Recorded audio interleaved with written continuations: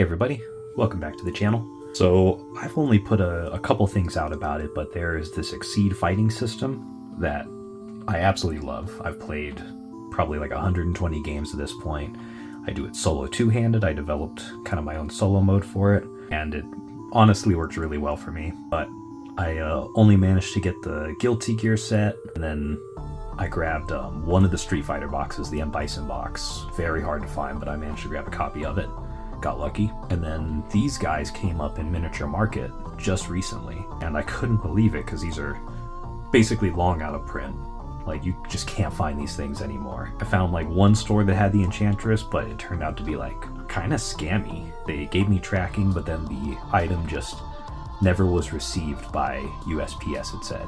And unfortunately, that is just lost. Company responded, said they would send another package out, and then didn't provide any kind of tracking for it, and didn't respond to any of the emails. I sent probably like 10 or 15 emails after that, and just nothing. I ordered the beginning of October, and like November, I just was not hearing anything at all. So it sucks. But I managed to find these four. I have Spectre Knight, the Enchantress, and then the Beheaded from the Dead Cells game, and then a Robot Named Fight from A Robot Named Fight. And that is all four. I'm really excited to see what is in these. I'm going to basically go from right to left, least anticipated, because I really don't know much about this game, but I am pretty interested in seeing the Dead Cells character. I see that gorgeous illustration. Like, I'm sure the art's going to be really good. And then, of course, we have the Shovel Knight characters. So I'm interested in the Enchantress, but I'm really interested in the Spectre Knight. He is, like, awesome. Like, one of my favorites. All right, so first up is the Fight from Robot Named Fight. Let's see the back. Fight brings the never-ending battle against the meat menace to Exceed. Overcharge your attacks and claim power-ups to gun down all corners. 3 ultra attacks instead of 2. And then he's got really good range, pretty high tech, and kind of baseline speed, and a little baseline power, but not really much defense. He comes with 34 cards. Yeah, he looks awesome. I'm curious what kind of mechanics he's gonna have. Every character kind of has their own stuff. They're like all a little different. Okay, so here's the digital rulebook. This is just a reference card, kind of shows what he's got. And then a little rules card.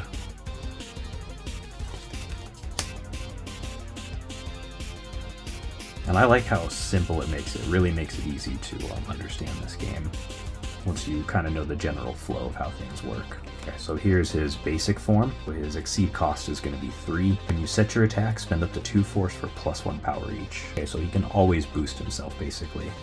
And then if you pay 3 gauge, turns into his Exceed mode. When you Exceed, put up to 2 continuous boosts from your discard, hand, or gauge into play without paying their costs. Then shuffle your discard. When you set your attack, spend up to 3 force for +1 power each. Ooh, so you get to grab 2 continuous boosts, really nice, and from anywhere. And then you can also add a bunch of damage to your attacks, at least if you have the force to pay for it.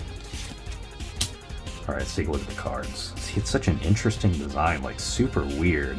Like creepy eyeball up here with these teeth. Really cool design. I love how different the designs look between the different sets. Alright, so this one is Assault. Range of 1, power of 4, speed of 5. Get to close before at 2, and on hit you gain advantage. He's got Backstep, retreat up to 4. 2 of those. We have Dive. 1 range, 5 power, 4 speed. Before, advance 3. If you move past the opponent, their attacks do not hit you. And then tech effect here, choose and discard a boost in play. We've got Spike, 2 to 3 range, 5 power, 3 speed, and 4 guard. And you can ignore armor and guard on that one. Boost effect is defend, +1 armor, +3 guard. 2 of those. There's Sweep, range of 1 to 3, 6 power, 2 speed, and 6 guard. And on hit, the opponent must discard a card at random. And then the boost effect is light with +2 speed. 2 of those. I think there's 2 of everything if I remember right. Focus, 1 to 2 range, 4 power, 1 speed, and then this one has armor, 2 armor, and 4 guard. Yeah, so Metroid. Love that. So with this, opponents can't move you, and then after you get a draw card. And then here's a reading boost ability. Name a normal attack, then strike. The opponent must strike with that card or reveal a hand without any. Oh, the purple is so cool on this one. This is Grasp, 1 range, 3 power, 7 speed, and on hit, the opponent 1 or 2, and then the boost effect is +2 power. Oh, it's gorgeous colors on this, really, really neat. Okay, this is Cross, 1 to 2 range, 3 power, 6 speed, after retreat 3, and then the boost effect, advance up to 3. Always useful for getting some ground. Okay, we have the block card here.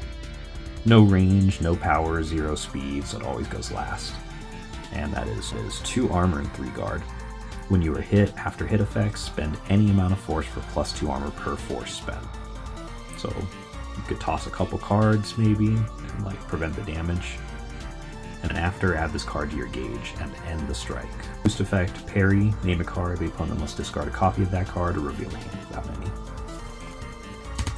Okay, so we're getting into the specialized. We always have the basic 16 card for every deck. And then you have the specialized cards. These are what make the character interesting. So we have Explosive Shot, 3 to 5 range, 3 power, 5 speed, so high range, and pretty decent speed. Ignore armor, and on hit, add the top card of your discard to your gauge. And then the boost effect, Shoot Orb. On hit, range 3, 3+ power. Cool. So if you can really like line that up, that would be really nice.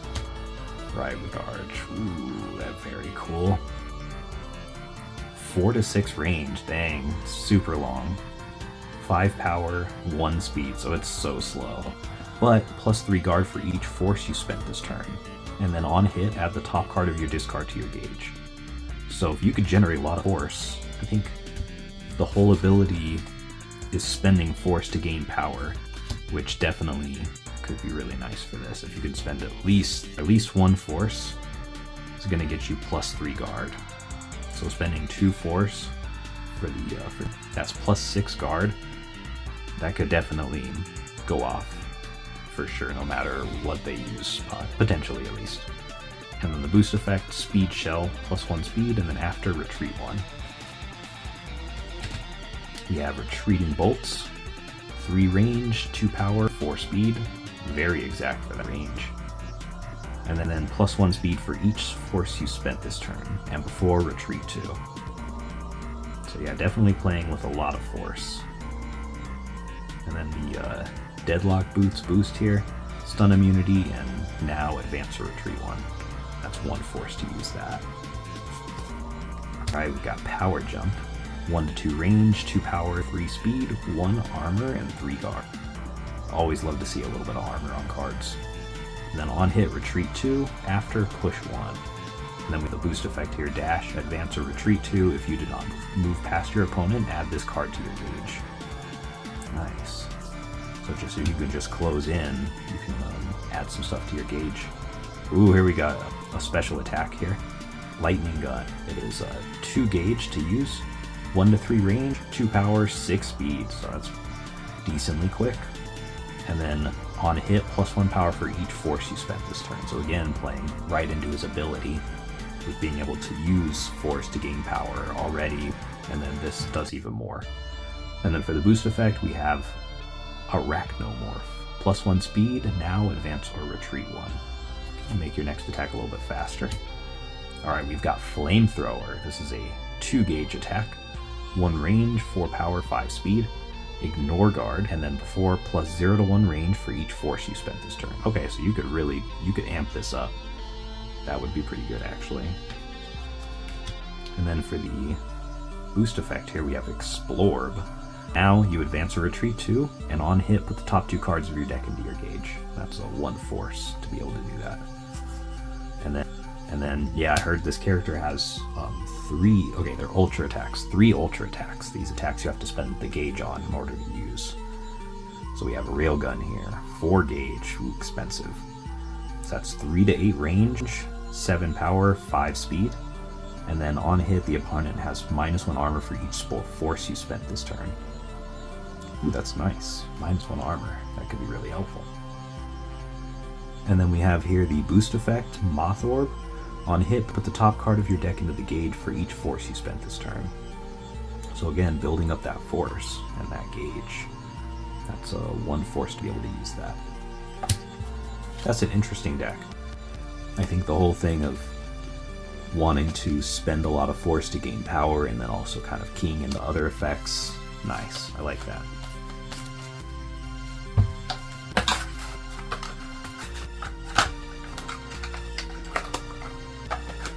Alright, so that is the first deck. A robot named Fight with the character Fight. So come back for the next part, and I'm going to go through the Dead Cells deck. So join me next time. Thanks for watching. See you later.